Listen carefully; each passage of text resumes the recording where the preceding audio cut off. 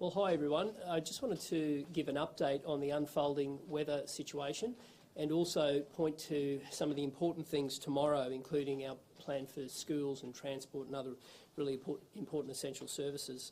I want to start by reflecting on some of the unfolding situations. I want to start in the northern part in Hervey Bay. There was 230 millimetres of rainfall in just a few hours in Hervey Bay. We've seen that culminate in reports of flash flooding in homes and in businesses. There's been a number of swiftwater rescues, and I just want to say a huge debt of gratitude to those emergency services personnel. They were there and pre-positioned, and the work that they did is the matter of saving lives, and that's why we're incredibly grateful to the people of that community. And I know it's a tight-knit community. We'll certainly be there to see things through for the Hervey Bay community, but we want to thank everyone as we continue to respond to that unfolding situation. In the past couple of hours, we've certainly seen some heavy rainfall, and as the system continues to come across the coast, there is no doubt that it continues to pack a punch. It's culminated again in that flash creek flooding that we've been speaking about over the last few days, but we've seen, in places like Carindale and Oxley, Stones Corner, there's been some significant rainfall in the last few hours, north of 100 millimetres. And look, our message remains as the last of this system runs through, and that is, please look at those maps and know your situation. Go to the disaster.qld.gov.au website. Please do that. Have a look at how those maps relate to your property. Have a plan in place, and just make sure that you continue to avail yourself of all the information. I want to reflect on some of the damage that we've seen again overnight, and more images of damages to property, trees down, a lot of impact on the electricity supply, and I'm reflecting on some of the scenes from the peninsula, the likes of Redcliffe. We've seen further complications on the Gold Coast. I really want to thank those communities for the way that they have handled this, but right across the board, I want to sincerely thank people for the way that they have continued to listen and absorb information, and the way that the emergency services personnel have continued to do their work. We're going to continue to see, and Sue from the Bureau will update us, but we're going to continue to see that rainfall in the short term, and it is important that we continue to do the things that have seen so far that response keep people safe, which is always the most important thing as we do. Some other updates. There are over 1,000 call-outs today from the SES, and again about a third of those for buildings, a third for trees. We've had 100 extra police over and above our normal allocation helping serve the community. 850 fire and rescue troops on the ground responding to calls, everything from water in homes, fallen trees. We thank them very, very much. And the Energex crews who we have seen out in force, and that certainly lifts people's spirits. I want to reflect on how big a task this is for the electricity network. Since the start of this event, we are looking at somewhere in the order of 450,000 homes and businesses that have had power loss. 450,000. As of right now, it's still over 300,000. So despite the fact that over 100,000 connections have been restored, we're still dealing with 750,000 people in approximate numbers who are impacted. I got the chance today to go to the depot at Greenslopes and say thank you to those crews before they headed out. It's been a really challenging day of rain and wind, and they are working to reconnect that power. And I just think there's a state that's deeply grateful for that. 1,200 of those Energex workers were here, ready to go. 800 have come from Ergon, from the other end of the state, and I look forward to seeing some of them and thanking them for their efforts in the days ahead. Okay, I want to get on to schools because we've had 1,049 schools closed, and no doubt this weather event will continue to test the ability for those schools to get back up and running. So we've had crews right out across the region from both QBuild as well as local principals have been working in partnership today, going to have a look at those schools that have been impacted in one way, shape or another. Before I get into the details, I just want to make the point to everybody, and this is a really important one, whether you're someone who relies on a parent who having that option of going a child to school means they can get to work or a service industry, or indeed you are one of those parents. By 5 p.m. today, every school in the impacted area will have a status of open or closed, every single school. There is a dedicated website, which is, if you Google School Closures Queensland, but we will also put that on that disaster website we've been outlining. But if you Google School Closures Queensland, by 5 p.m. today, every individual school will be listed there. Where it's safe to do so, schools will reopen, with the exception of the Gold Coast, where there remains some significant damage, power loss and issues with transport, which I'll get onto in a moment. I want to give an example of why it's the case that there isn't a blanket across a region. So at Narangba Valley, the state school will be open tomorrow, but the Narangba Valley State High School won't, where there's been significant trees that have fallen down and won't give access. So wherever possible, wherever it's safe to do so, schools will be open. I make the observation, parents and school communities know their school, and we're asking people to make sure that they stay safe. And if getting to school from your particular property isn't safe, well, of course that's a decision that parents will make, and they'll be supported in that, I can assure you. But where it's safe to do so, those schools will open, and that will enable parents to be able to plan tomorrow, and we thank them very much. While I'm on schools, I'm mindful that on Wednesday something quite significant, and that is NAPLAN, is slated, so we wanted to give some confidence for people to plan on that. So if your school hasn't been impacted by this, so if you're outside of this region, NAPLAN will absolutely go ahead on Wednesday, March 12. If there is an impact, there is the ability for it to be, there's a 2-week window. The date that we have slated is March 17, so that's Monday, March 17. And that will be communicated directly by the principals with the regional directors as to whether or not a school's been impacted and that can't go ahead. So that will be will be outlined this week, but it's important that that important testing goes ahead. So it will proceed on Wednesday if you're not impacted. If you have been impacted, there is that window so kids can still have their NAPLAN testing, and I understand that's very important for parents. Turning to public transport. This morning we saw some services operate on that Sunday timetable across the board. We're very grateful for the way that those staff went and did that to be able to allow some key workers to get to work.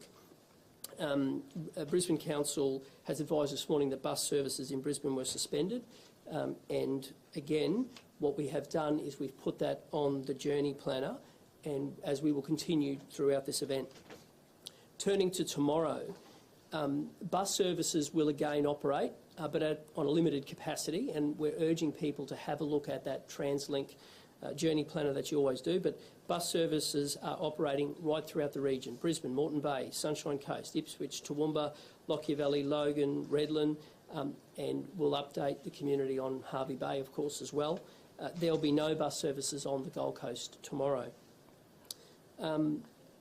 The school bus services, those providers, have indicated that where schools are open, they will be working as well, and that'll be communicated directly through the school.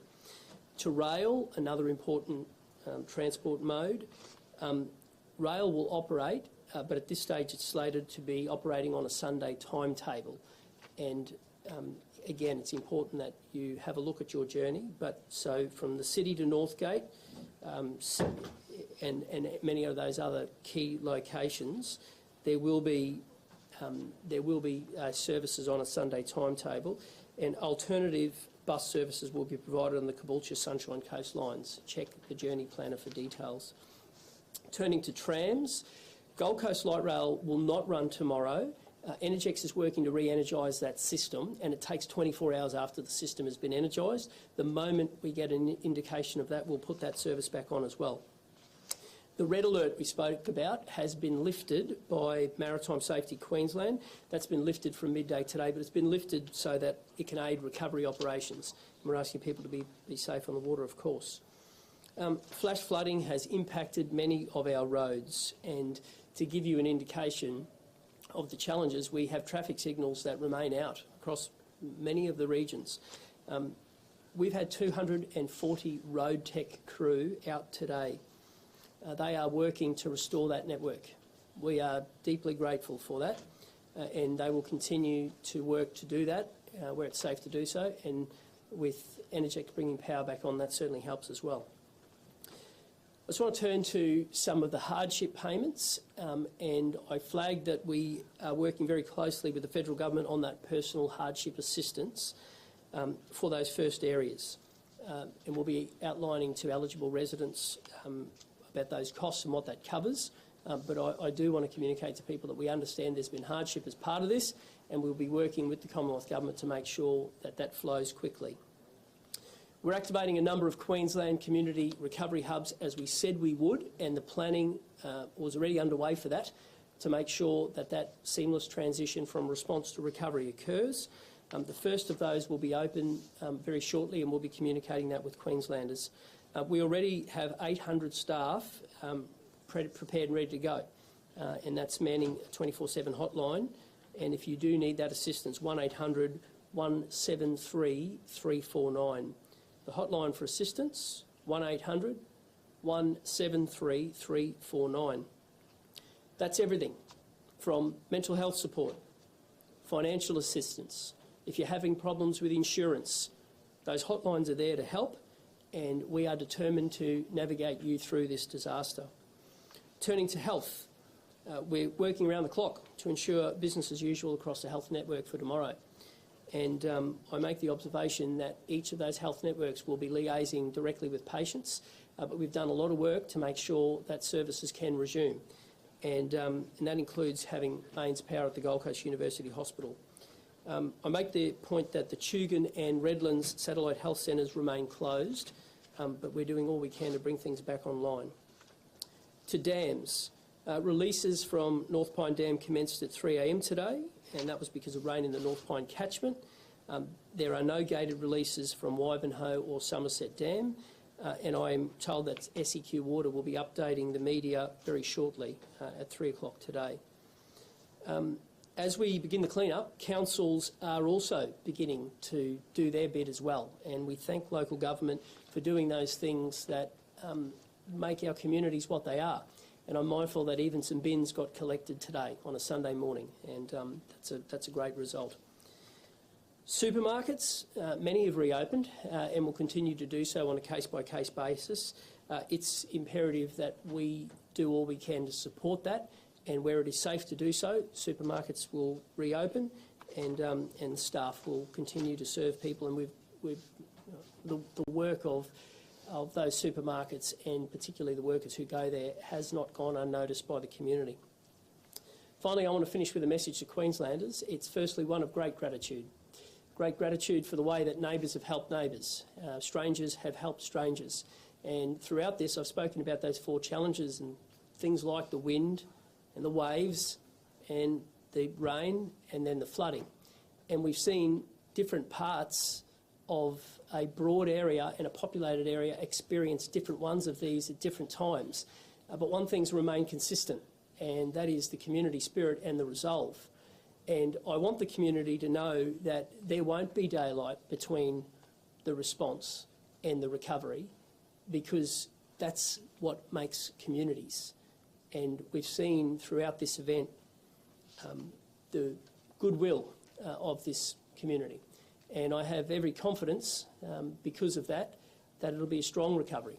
And I want to assure Queenslanders that our resolve from one end of the state to the other, who in the last month have been hit with a series of challenges, our resolve to see that job through and to make sure that this great state gets back on its feet will be unwavering, and we'll be here for the long haul.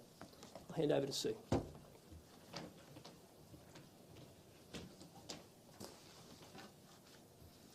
Thank you, Premier, and good afternoon, everyone. I'd just like to start today by expressing the challenges that TC Alfred has brought all of South East Queenslanders over the last week, and my thoughts are with all those that have been impacted by this event. As you're well aware, today we still continue to see those impacts. Thankfully, though, the impacts have reduced to the one hazard, and that's the rainfall. And as the Premier has informed you, we've seen up to 300 millimetres of rainfall in the Hervey Bay area through this morning, with up to 230 millimetres of that rainfall falling in 3 hours.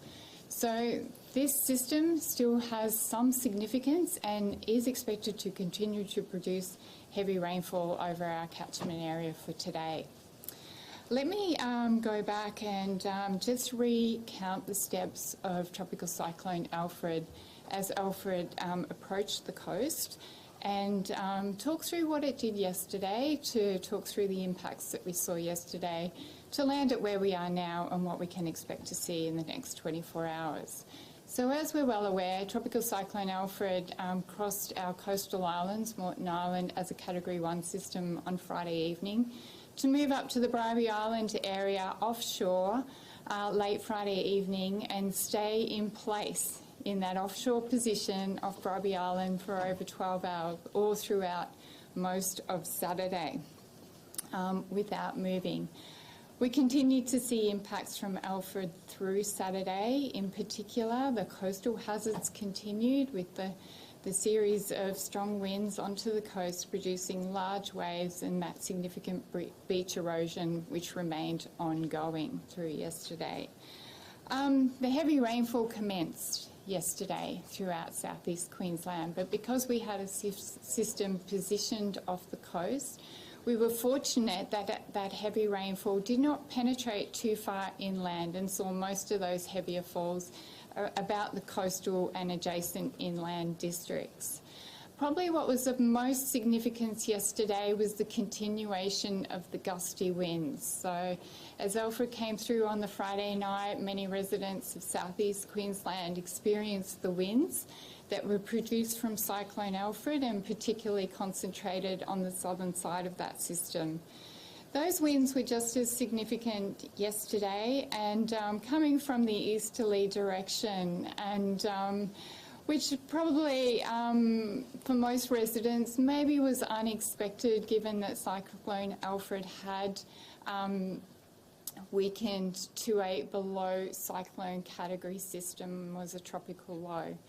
This is quite usual for these types of events, in that we still continue to have a tropical low in the area, and they then interact with the surrounding synoptic systems. So what we did actually see through Saturday is a high pressure system over the Tasman Sea, moved out into the Tasman Sea and also strengthened, which tightened that pressure gradient up between the low pressure system that remained in place and the high pressure system that moved up into that area. And therefore we had those that extended period of gusty winds through Saturday night and even into Sunday morning. So what were some of the observations that we observed in the last 24 hours? Let me start with the winds, where we saw 109 km/h wind gusts out at Cape Moreton, 104 km/h wind gusts at Redcliffe, and 94 km/h wind gusts at the Gold Coast Seaway. But it wasn't just about our coast, and up on the range at Toowoomba in the last 24-hour period we've had wind gusts to 98 km/h. Fortunately, during this morning we're starting to see those winds ease. In regards to rainfall in the last 24 hours, and as I said, the first hugely significant day of rainfall associated with the system, and we have been waiting for it for several days. 24-hour totals up to 9 a.m. this morning, the highest total we saw was 322 millimetres at Mount Glorious, just to the west of the Brisbane suburbs. Once again, at Upper Springbrook, where we typically get high rainfall rates, we had 270 millimetres of rainfall in 24 hours to 9 a.m. this morning. But as the Premier shared with you, significant rainfall this morning, and I've already touched on the Hervey Bay rainfall that we saw through that 3-hour period to 9 a.m. this morning. But also since 9 a.m. we're seeing falls of up to 100 millimetres in 3 hours over the Brisbane suburbs. And we're starting to see some of those Brisbane creeks rise very rapidly, and flash flooding is of highest risk. So what can we expect in the next 24 hours? Good news on the coastal front. We still do have a coastal hazard warning out, but latest observations are showing that the coastal conditions are starting to ease. So this morning there was still the odd 4-metre wave coming through, but those heights are significantly reducing, and they will continue to reduce as the day goes on today. So I think we're through the worst in regards to our coastal hazards. The severe weather warning does remain current, and at the moment it is a severe weather warning for heavy to locally intense rainfall and damaging winds. But we've just talked through the winds, and the observations are showing the winds are gradually easing. So there may be gusts come through at times through the early afternoon period, but those gusts will continue to ease as we head into the night period. However, the heavy rainfall will continue, and flash flooding is a high risk. We expect, or it is possible, that we have 6-hourly totals of 80 to 130 millimetres during today, with 24-hour totals of around 120 to 200 millimetres. But within that, we could see locally intense falls, as we saw up at Hervey Bay this morning, and we could have falls higher than 200 millimetres, and up to 250 millimetres is possible.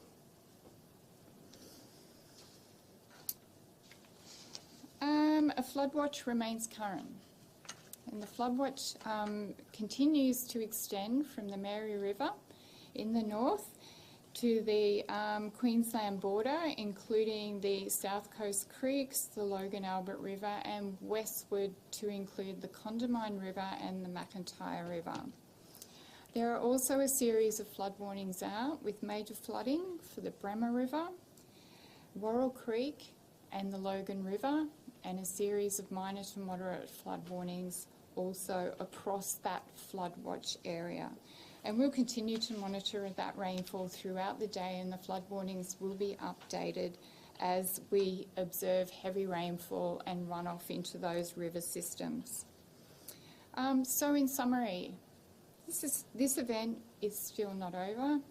We are starting to see an easing of the coastal conditions and an easing in the damaging wind gusts that were observed in the last 24 hours.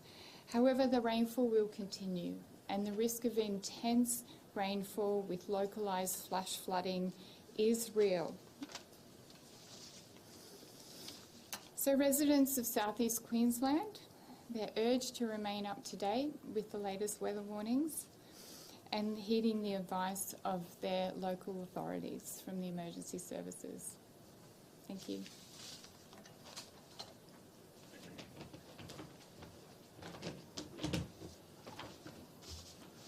Good afternoon. I'd like to start by saying I'm really pleased to say we still have not had any loss of life or missing persons as a result of the weather event. And I start by saying that every day, because I think in events like this, from our perspective, emergency services perspective, people are the most important thing that we need to look after. We're now seeing severe flash flooding as a result of the heavy rain sitting right over top of the Fraser Coast and southeast Queensland. A severe weather warning was issued, as the Bureau said, at 4:54 this morning for damaging winds and heavy rainfall that may lead to flash flooding from Hervey Bay down to the New South Wales border. At 9:35 this morning, we issued a public safety a declaration under the Public Safety Preservation Act for the Hervey Bay Police District. And we did that to provide the police in that area additional emergency powers to be able to carry out evacuations and support the community to the flash flooding that we saw was occurring there.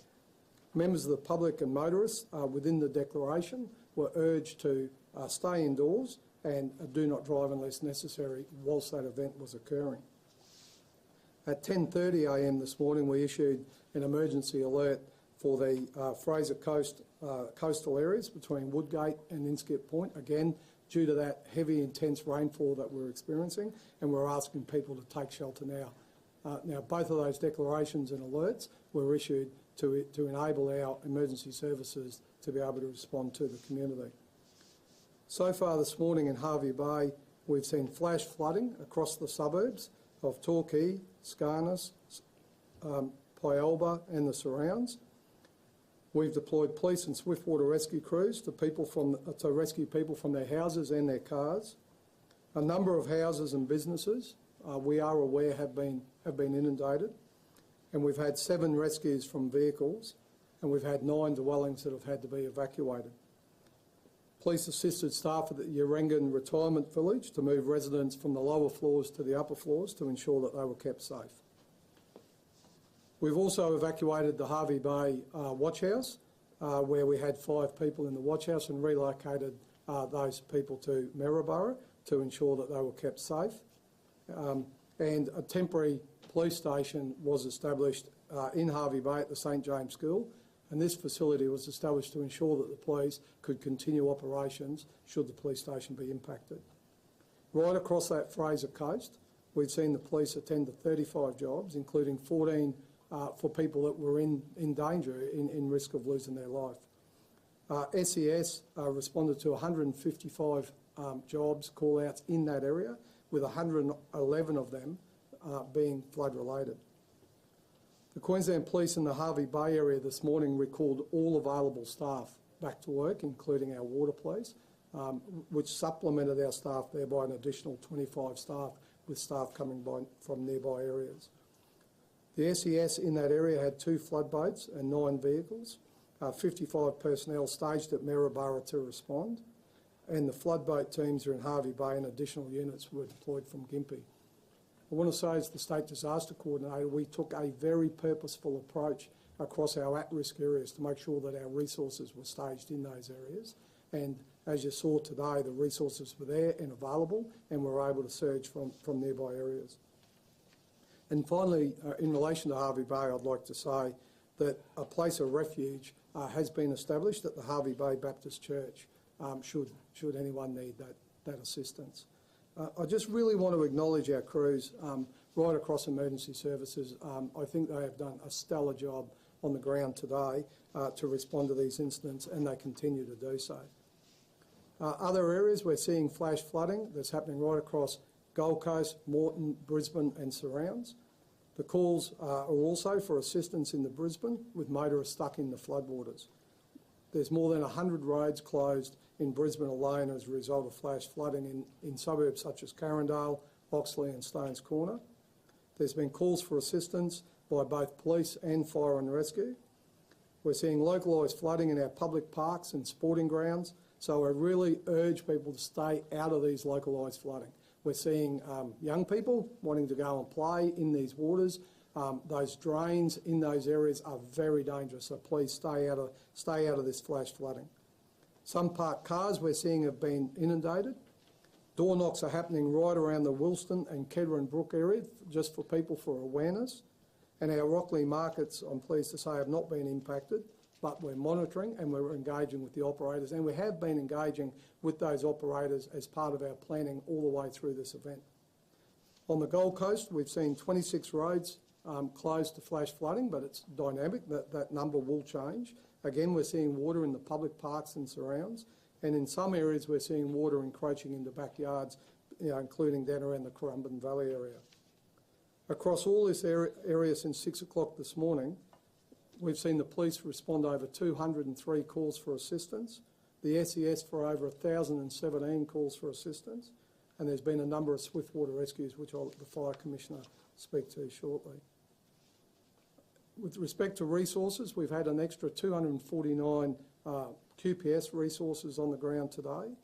We have additional officers arriving in Brisbane today from the north, and can I just say, our North Queensland Police were more than willing to put their hand up and come down and help the southeast corner, just like our southeast corner police only a month or so ago went up and helped them, and I think that's fantastic. And we also have another 65 SES arriving in Brisbane today from across the state, and another 100 SES arriving in Brisbane tomorrow from interstate.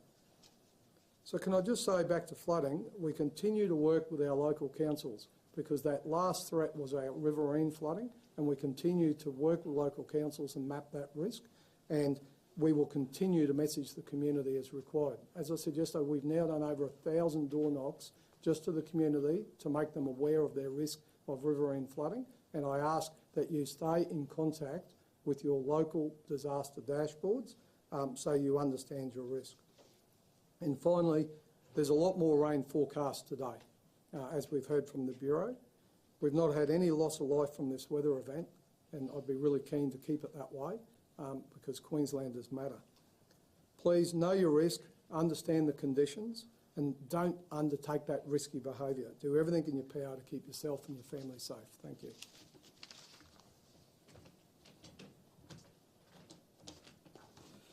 Good afternoon. Our crews have been incredibly busy throughout the night and through the course of today, with well over 400 calls playing out over that period of time. Through that period of time, since 6:30 this morning, 171 have been rescue related, and 11 people rescued as a result, and 25 people evacuated. Hervey Bay was the centre of 75 calls this morning, through the course of this morning, with most of those incidents now closed out. And they included a range of incidents from people trapped in vehicles, people with water around or within their properties.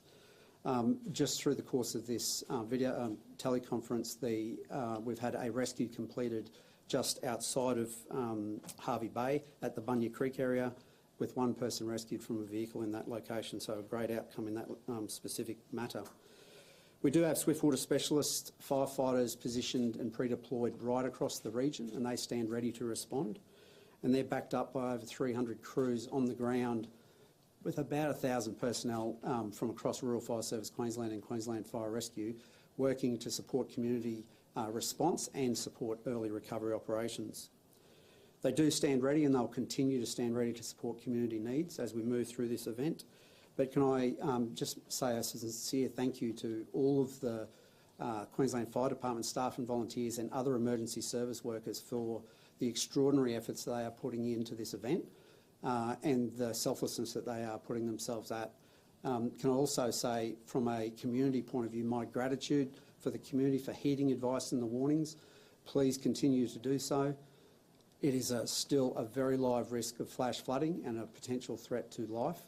So please follow that advice and stay safe and make good decisions. Thank you.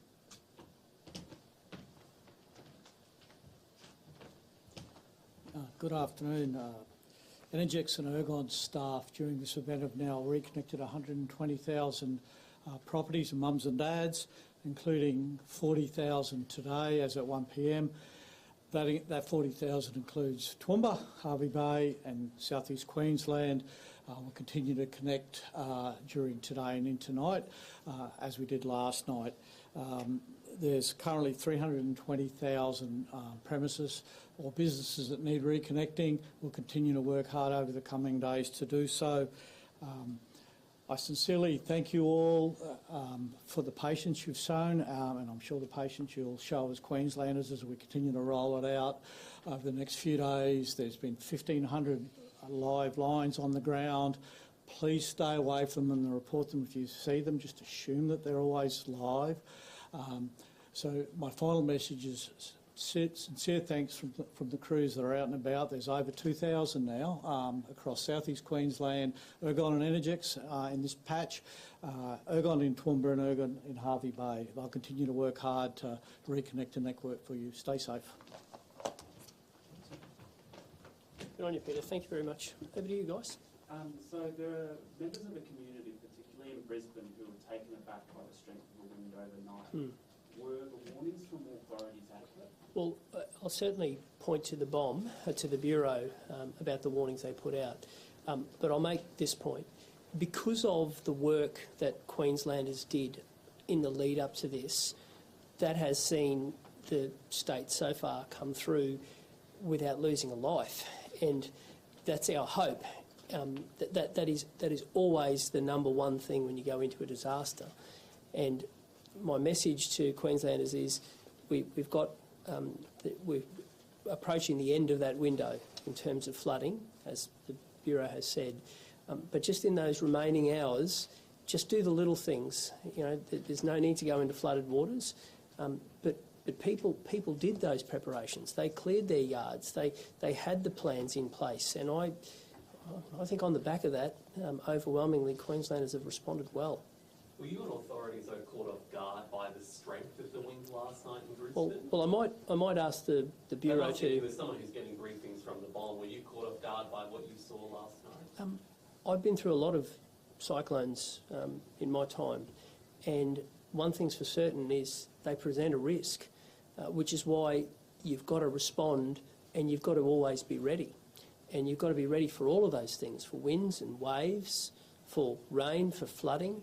And a system like a cyclone will continue to provide a challenge even once it crosses land. I make the point that last night in Toowoomba there was wind gusts recorded of nearly 100 kilometres an hour. That they are challenges that will always be presented, but that's why you've got to do the preparation. And I can't fault Queenslanders for the way they're prepared. I think if you look objectively, you've got such a large populated area of people who've never been through a cyclone before, and the way the community responded, I think was first class. Do you think the warnings yesterday for what happened last night were sufficient? Well, the warnings have been out for a week, and people have prepared, and you'll never stop Mother Nature, but you have to prepare for it, and people did that. They overwhelmingly did that. I can't fault the performance of Queenslanders. Now, the Bureau can talk about when warnings were put out, but as someone who has seen the way the community has rallied, I think Queenslanders have done a pretty good job. We saw, particularly in the Brisbane City area, the decision to review public transport, and you did touch on the inflation. Yeah. In your view, was that premature? Provided we continue to do things in a safe way, we have to do all we can to make sure that people can get back and do the things that they need to do. I point to schools tomorrow. So the Catholic system, the independent system, as well as our state schools, have all been working together today to do those assessments. Now, you could take the approach of a blanket closure, but instead what they've done is worked and said, where is it safe to be able to bring safely teachers and kids back to school?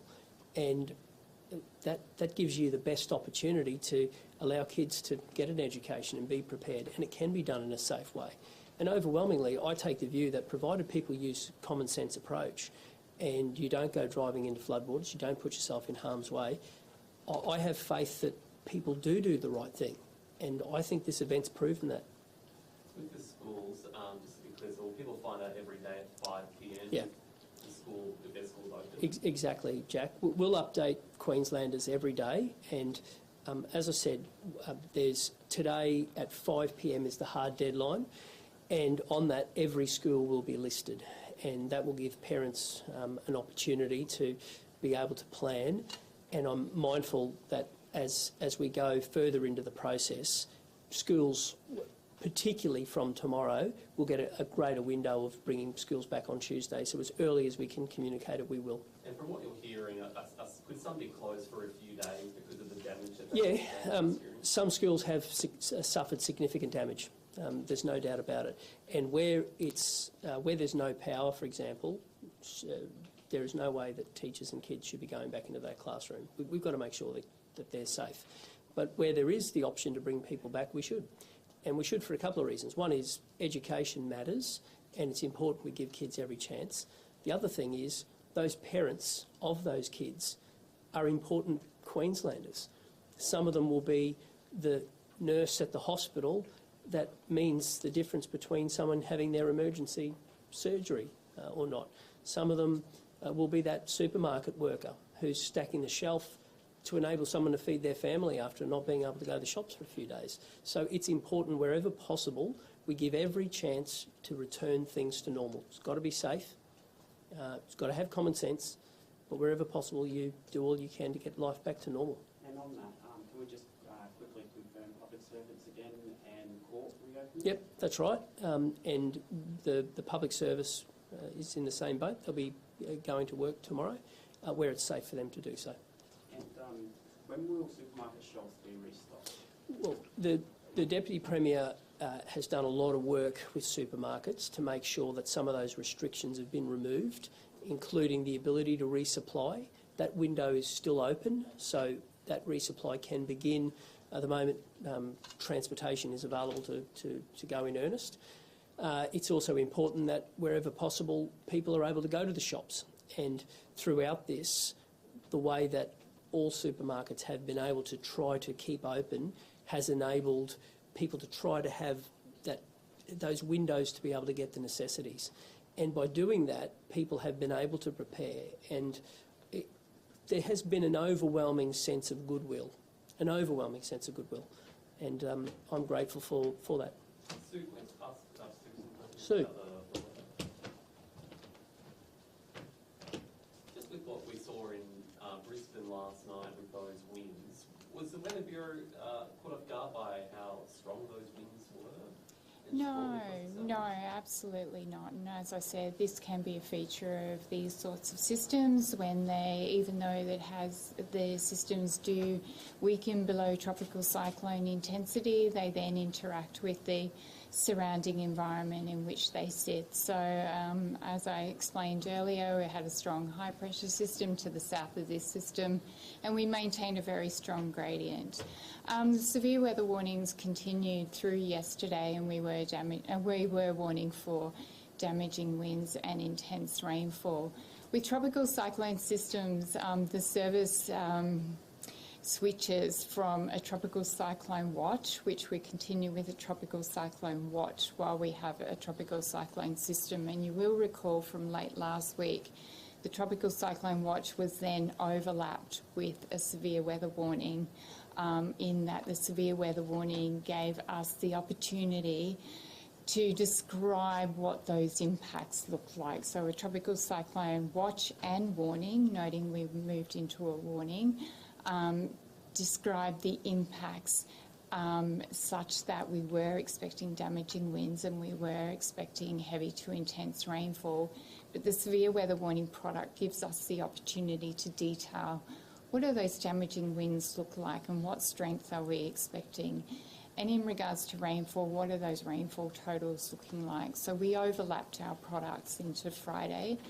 The tropical cyclone warning then continued while we had a tropical cyclone system, and then that shifted to a tropical cyclone track, which we maintained a tropical cyclone track until the system moved over land. So that was one important piece of the puzzle that I didn't describe earlier. Where is the remnants of Alfred now, and where will the remnants of Alfred be in the next couple of days? So Alfred moved overland in the overnight period last night to be positioned near Kingaroy early this morning. It's continued to move on a westerly track during today and it's probably around about the Miles area now, so in the southern interior of Queensland. We're expecting that to move southward during today, and that's why the rainfall will extend across the severe weather warning area that we have described right down to the Queensland border and the adjacent inland. Then we'll see the remnants of Alfred cross the Queensland-New South Wales border, where unfortunately will give northern New South Wales another day of rainfall, heavy rainfall through that area. But finally, for Eastern Australia, we should see an easing of the conditions on Tuesday. So just to confirm, Harvey Bay is part of the Alfred system, or is it part of its own system? Yeah, Harvey Bay is part of the complex system in which Alfred sits. So it's producing an environment that's conducive to this unsettled weather and the intense rainfall. So when will the heavy rain end? Is that going to end soon, or by Tuesday? Is that what you're saying? Yeah. So for Queensland, today is the key day for heavy rainfall, and where we'll see the most significant 24-hour totals, and an easing of that rainfall through Monday. But don't expect that the skies will be clear on Monday. It will be unsettled, and we are expecting showers and potentially thunderstorms through our area. But then the system will shift south of the Queensland border, where the conditions will be greater, heavier rainfall will occur over New South Wales during Monday, and then an easing of the conditions for Eastern Australia on Tuesday. And when do you expect those severe weather warnings that are current at the moment to cease? At this point in time, we'll continue to monitor the situation, but we expect them to continue through Sunday, and if not into the overnight period Sunday, before seeing a sufficient easing such that we're dropping below warning criteria into Monday. And when it comes to flooding, is it creek flooding that we should be most worried about, or is river flooding also a major concern? Both are a concern. Creek flooding in particular is flash flooding, so it occurs over a short period of time, and that's what we're seeing through the Brisbane creeks today, where we're seeing that intense rainfall, and as I reported earlier, up to 120 millimetres in 3 hours. So these are creek systems that rise very rapidly as the rainfall switches on. As soon as we switch that rainfall off, we should see those creek levels ease fairly rapidly. But it's then the river systems that we need to keep our eye on, because the runoff into the river systems is over a longer period of time, and we use the key marker of 6 hours. So flash flooding is any sort of flooding that occurs from rainfall on the ground to flooding within a 6-hour period. Our riverine flooding is typically beyond 6 hours. So from the onset of the rainfall, flooding would not be expected in our riverine systems, not our creek systems, because they are in flash flood at the moment, and they'll stay in flood throughout the day as that intense rainfall continues. Is a major river flood, though, likely over the next We do have major flood warnings out. There's a major flood warning for the Bremer and Worrell Creek, and a major flood warning for the Logan River. And for the Brisbane River, was going to be similar to 2022? Oh no, this situation is somewhat different to 2022 for this event, and it's a tropical cyclone as well. So there's been impacts with this event that we didn't see in 2022. There's been impacts with this event that we did see in 2022, but in 2022 we had 4 days of persistent heavy rainfall across the Brisbane River catchment, and we don't have that prolonged rainfall for this event. Premier, just why did the state not issue a 6 shelter warning, including river emergency SMS broadcast system? Well, I'll get the acting commissioner to address that, but I'll make this observation. Where we've had information, we've given that information to Queenslanders in real time, and Queenslanders are going to continue to see that. I have this overwhelming view that the best thing you can do is share information, and the Commissioner has the same approach.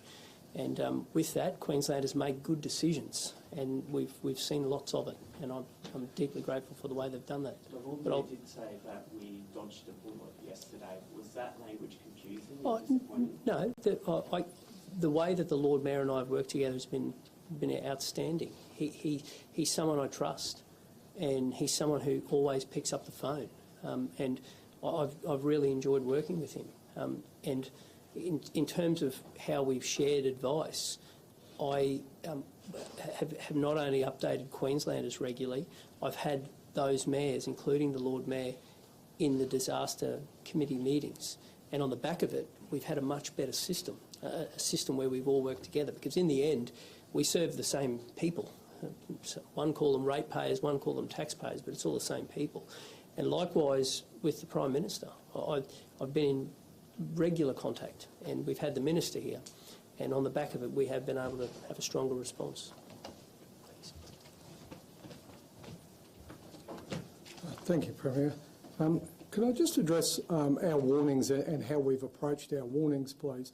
The Premier regularly spoke about those 4 stages of the event, and what we did do is we issued emergency alerts as they were required for those stages. So as we saw, the threat of storm tide surge, we issued emergency alerts to those areas, those defined communities that needed those alerts with the threat of storm surge. Then, as the cyclone approached the coast, we issued further emergency alerts for those island communities, and as we looked at the track of the cyclone up around Moreton, Redcliffe, Bribie, up that end of the state. Once those emergency alerts were no longer in place, as the Bureau indicated, we withdrew those emergency alerts so we didn't have confusion in the community, and they were replaced yesterday afternoon at around 5 o'clock, just before 5 o'clock, with a severe weather warning which covered all the way from Maryborough, all the way to the border, right out past Toowoomba to around about Dalby. And that severe weather warning spoke openly about intense heavy rainfall, potential for flash flooding and severe winds. And that was done for a reason, because the system had a far wider impact area than where it was just crossing the coast. That remained in place. This morning at 4:54, the Bureau issued another severe weather warning which extended that area right up into Hervey Bay, because that was what the forecast was showing. Then later in the morning, I think it was around about 7 o'clock, or 7:30, there was a further increased severe weather warning issued, and that was issued with a SUS warning, so an emergency warning signal to those areas that we were expecting impacts, and we asked for that increased severe weather warning to be broadcast with a SUS warning, with an emergency warning signal, so the community in that area knew.